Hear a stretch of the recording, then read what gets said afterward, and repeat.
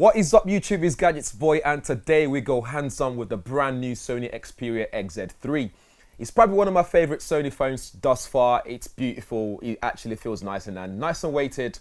But let's have a look around and see what it's all about. First up, the design. So this is a 6-inch display. It's got Quad HD Plus with HDR as well. So you get a really sharp, bright, vivid, colorful display. It looks really nice. It's not oversaturated either, but you can go into settings and customize it so you can make it the way you want it to look and feel. Everything that we loved about the XZ2 is still there about most of the Xperia XZ phones nowadays. You got water resistance, it's IP68, which is really good. The camera's on the back as well, which is 19 megapixel. It's not dual camera setup, but for just a little bit of short time that we spent with it, the camera looks fantastic, especially in low light. I'll leave all detailed specifications in the description area, so do check it out. You got fingerprint sensor on the back, which is nicely aligned with the camera, which is good. The curved edges are nice. You got 3D Corning Gorilla Glass 5 on the front and the back as well.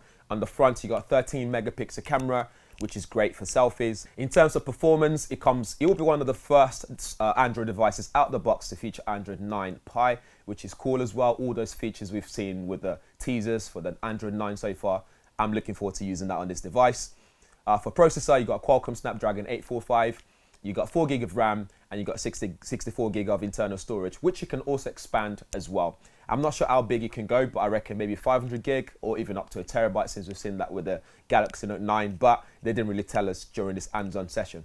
One thing I really love though is the fact that Sony are thinking about the size of the device. So if you walk into a shop and you look at a 6-inch device, one of the major problems that we face is the fact that trying to use it one-handed can be a bit of a problem. So Sony introduced something called Size Sense user interface. So with this interface, you can double tap on the side, on either side in terms of length of the side as well. So you can double tap it, it brings up your apps, your favorite apps. You can also customize it, and it uses AI and machine learning as well to learn over time how often you use those apps, so it can kind of prioritize it as well. So if I use Instagram a lot and Facebook, the top row would be those apps first before everything else.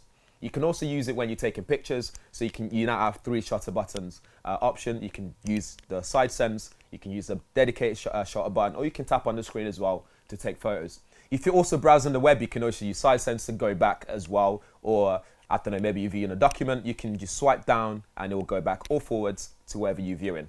Another new feature is the fact that if you have it in your pocket so you don't miss a moment, there's something called Smart Launch. So you can just take the phone out of your pocket really the way you normally do it, and the phone knows that you're about to take a picture. So it launches the camera app and then you can just tap to take the picture, or you can go in settings so it takes picture at the same time, which is pretty neat. Elsewhere in terms of design, it's 3mm thick, it's got aluminium frame, it makes it feel nice and premium, and it's also 40% stronger than the XZ2.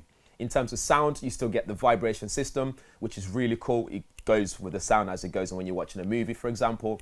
It's 20% louder than the predecessor, which is also cool. You got stereo speakers set up, which I really like. And those speakers as well are front facing. So if you're watching a movie, you can't block it with your hands. Overall, the XZ3, I believe, is built for performance, nice immersive experience with sound and visuals. And it comes in a variety of colors. You got the white, silver, you got the black, you got the forest green, and now you got the Bordeaux red, which they look fantastic. I think I want to go for the Bordeaux red if I get an opportunity to do so.